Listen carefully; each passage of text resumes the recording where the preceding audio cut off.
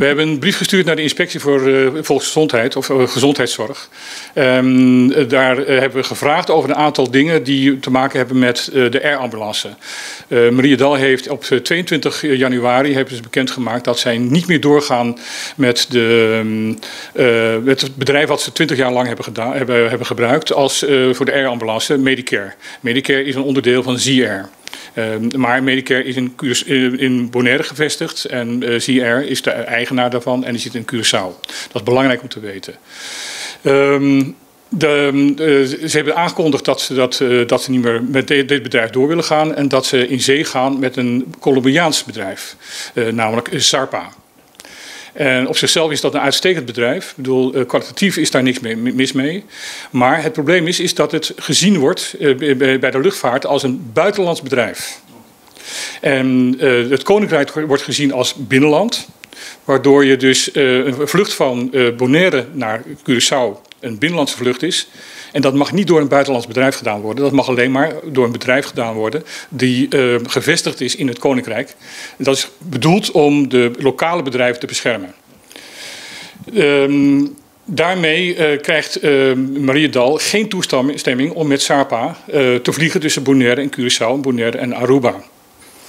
En dat wisten ze al in 2020. Toen is er al een brief van de minister gekomen van de Curaçao dat dat niet kon en niet mocht. En in 2023 is dat nog eens een keer herhaald. Van jongens, dit kan niet. En toch is Mariedal daarmee doorgegaan. Waarom? Ja, dat is een hele goede vraag. Daar heb ik nog het antwoord niet op. Maar we kregen geen antwoord als journalisten op de vragen die wij hadden aan Mariedal. Dus we hebben gevraagd aan ZJCN van jongens, kunnen jullie onze antwoorden geven waarom dit zo moet? En ZJCN zei van nee, we leveren alleen het geld. En we hebben geen verder belang bij met wat ze daar doen. Dat is aan Mariedal om dat te doen.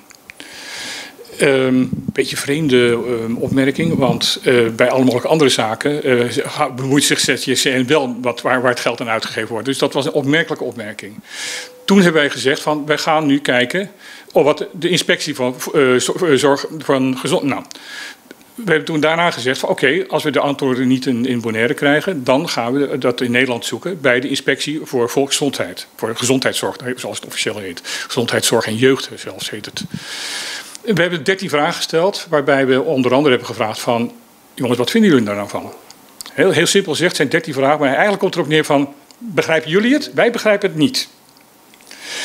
We hebben onder andere gevraagd van vindt u op dit moment met de situatie waar het is, waar dus eigenlijk op dit moment geen noodvluchten kunnen geplaatst vinden met zieke mensen naar Curaçao toe. Vindt u dat een gezonde situatie?